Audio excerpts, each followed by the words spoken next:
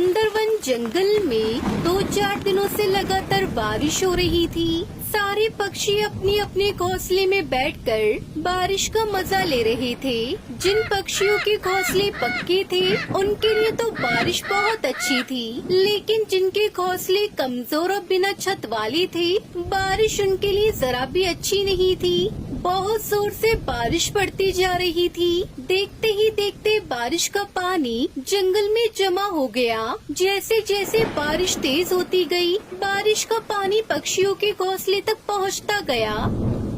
अरे बाप रे बाप, बारिश का पानी मेरे घोंसले में आ गया। मुझे जल्दी से बाहर निकलना होगा, पर मैं अपने अंडे के साथ यहाँ से कैसे बाहर निकलूंगी? तभी वहाँ पर कालू कौवा आ जाता है। अरे कालू भाई, इतनी तेज बारिश में तुम यहाँ कैसे? अरे टुनटुनी, क्या तुम्हें पता नहीं? अभी थोड़ी ही देर में जंगल में बहुत बड़ा तूफान आने वाला है। उसमें हम सब पक्षियों का घोंसला टूट जाएगा। चलो यहाँ से, हम सभी को यहाँ से किसी सुरक्षित जगह पर जाना होगा। जब तक ये बारिश चलेगी हम सब वहीं रहेंगे। मगर कालू भैया, मैं संडे को छोड़कर कैसे आ सकती हूँ? टुनटुनी, अगर तुम अभी यहाँ से बाहर नहीं आई तो तुम इस तूफान में फंस जाओगी। तुम एक काम करो, यह अंडा अपने साथ लेकर ही चलो। थोड़ी ही देर में टुनटुनी के घोंसले में पानी जमा होने लगा। अरे बाप रे, अब तो हमें निकलना ही पड़ेगा। टुनटुनी अपने अंडों को अपने पंजे में पकड़कर घोंसले से बाहर आ जाती है। जैसे ही वो दोनों बाहर आई, घोंसला बाढ़ के पानी में बह गया। अरे बाप रे, अच्छा हुआ हम समय पर बाहर आ गए, वरना हम सब इस घोंसले के साथ साथ डूब ही जाते। तभी टुनटुनी चिड़िया के पंजे से अंडा फिसल जाता है और बाढ़ के पानी में गिर जाता है। जैसे ही कालू ने देखा कि टुनटुनी का अंडा पानी में बह रहा है, कालू से पकड़ने के लिए बाढ़ के पानी में कूद जाता है। कालू ने अंडे को पानी से बाहर निकालने की बहुत कोशिश की, लेकिन पानी का बहाव तेज होने के कारण वो सफल ना हो सका और देखते ही देखते अंडा बहुत दूर चला गया। कालू कौवा टुनटुनी के पास वापस आया। मुझे माफ कर दो टुनटुनी बहन, मैं तुम्हारे अंडे को नहीं बचा पाया। जब तक बारिश चलती रही, सारे पक्षी जंगल के बाहर वाली गुफा में रहने लगे। कुछ देर बाद बारिश कम हो गई। जंगल में भी बाढ़ का पानी धीरे धीरे उतरने लगा। फिर सब पक्षी दूसरे जंगलों से खाना ढूंढने जाने लगे, पर उन सबको खाना नहीं मिलता। फिर वो सब उदास होकर एक आम के पेड़ के नीचे बैठ जाते हैं। पक्षियों, बारिश का कहर तो खत्म हुआ, लेकिन अभी भी हमारी मुश्किलें कम नहीं हुई है। उस भयंकर बारिश की वजह से हमारे घरों जमा हुआ भोजन सब खत्म हो गया। कितने दिन हो गए हम सब पक्षियों ने खाना नहीं खाया। इस तरह भूखे रहने से तो हमारी मौत हो जाएगी। हाँ टुनटुनी बेटा, तुम बिल्कुल सही कहती हो, लेकिन हम सब क्या करें? हमें कुछ समझ में नहीं आ रहा। टुनटुनी, सब पेड़ बंजर हो गए हैं। किसी भी पेड़ पर कुछ भी खाने के लिए नहीं है। दूसरे जंगलों में जाकर देख लिया, मगर वहाँ भी हमें कुछ नहीं मिला। कालू भैया, आप सब परेशान मत होइए। ऊपर वाले ने चाहा तो सब अच्छा होगा। इस तरह हिम्मत हारने से कुछ भी नहीं होगा। आप लोग मुझे देखिए, इस बारिश ने तो मुझसे मेरा बच्चा छीन लिया, फिर भी मैं अपनी हिम्मत नहीं हारी। इस तरह वो सब पक्षी बहुत दुखी थे। तभी वो आम का पेड़ बोलता है, पक्षियों, तुम सब घबराओ मत, तुम सबकी परेशानी दूर हो जाएगी। हिम्मत से काम लो। सुनो टुनटुनी, मेरे ऊपर एक आम बचा है, तुम उसे तोड़ कर लाओ।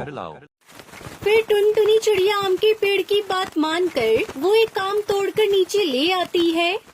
लीजिए पेड़ भैया, मैं आम तोड़कर ले आई हूँ। बताइए इसका क्या करना है, क्योंकि इस आम को खाने से हम पक्षियों का पेट तो नहीं भरने वाला। टुनटुनी चिड़िया, ये कोई मामूली आम नहीं है, बल्कि जादुई आम है। ये आम मुझे एक परी ने वरदान के तौर पर दिया था और कहा था मैं इसका इस्तेमाल सिर्फ एक बार ही कर सकता हूँ। इसलिए आज मैं इस आम का इस्तेमाल तुम सबकी परेशानी को दूर करने के लिए करूँगा। सुनो टुनटुनी चिड़िया, इस आम को पकड़कर तुम जिस भी चीज का घर सोचोगी वो बनकर तैयार हो जाएगा।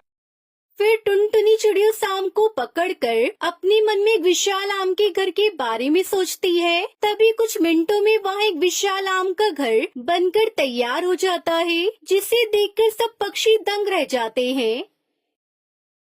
शाबाश टुनटुनी चिड़िया, तुमने अपनी अकल और सूझबूझ का सही तरीके से इस्तेमाल किया है। ये विशाल आम का घर तुम सब पक्षियों के लिए काफी है और तुम जानती हो इस आम के घर के अंदर तुम्हारे जरूरत की हर चीज मौजूद होगी और तुम सब पक्षियों के लिए भरपेट खाना भी होगा। और ये विशाल आम का घर तुम्हें बारिश और बाढ़ जैसी विपदा से बचाएगा। ये सुनकर सब पक्षी उस आम के पेड़ का धन्यवाद करते हैं। शुक्रिया पेड़ भैया, आपने हम सबकी इतनी बड़ी परेशानी दूर कर दी। आप नहीं जानते, अगर आज आप हमारी मदद नहीं करते तो हम सब अपनी जान से हाथ धो बैठते। ये कहकर वो सब पक्षी उस विशाल आम के घर के अंदर चले जाते हैं। अरे वाह टुनटुनी, ये आम का घर कितना सुंदर है और यहाँ देखो कितने सारे आम खाने के लिए रखे हैं। मुझे तो अपनी आंखों पर विश्वास ही नहीं हो रहा है। फिर वो सब पक्षी आम के घर में रहने लगते हैं। ऐसे ही काफी दिन गुजर जाते हैं। तभी बाहर से सुंदरी कौवी के चिल्लाने की आवाज आती है। फिर सब पक्षी आम के घर से बाहर आते हैं। अरे सुंदरी कौवी, तुम ये क्या कर रही हो? इस मासूम सी बच्ची को इतना क्यों मार रही हो? टुनटुनी बहन, आप नहीं जानती, ये दूसरे जंगल से आई हुई चिड़िया की बच्ची मेरे घर में खाने की चोरी कर रही थी। वो तो मैंने इसे रंगे हाथों पकड़ लिया। आंटी, मुझे बहुत भूख लगी थी, इसलिए मैंने इनके घर पर थोड़ा खाना चुरा लिया। तभी एक बूढ़ा कबूतर वहाँ आता है। अरे बेटा, तू यहाँ क्या कर रही है? मैं तुझे कब से ढूंढ रहा हूँ। तभी कालू कौवे की नजर उस बच्ची पर पड़ती है। वो उस बूढ़े कबूतर से कहता है, कबूतर काता, ये चिड़िया आपको कहाँ मिली? क्योंकि ये आपकी बच्ची नहीं है। हाँ बेटा, ये मेरी बच्ची नहीं है। ये मुझे नदी किनारे मिली थी। बाढ़ की वजह से वहाँ पहुँच गई होगी, तब से मैं इसे पाल रहा हूँ। ये सुनकर टुनटुनी चिड़िया हैरान हो जाती है। उसे समझ आ जाता है कि ये उसी की घूमी हुई बच्ची है। कालू भैया, मुझे लगता है ये मेरी बच्ची है जो बारिश में बहकर मुझसे दूर हो गई थी। आज ऊपर वाले ने इसे मुझसे मिलवा दिया। मैं बहुत खुश हूँ आज। मेरे पास आओ बेटा। फिर टुनटुनी चिड़िया सुनहरी चिड़िया को गले लगा लेती है और अपनी बेटी के साथ वो आम के घर में खुशी खुशी रहने लगती है।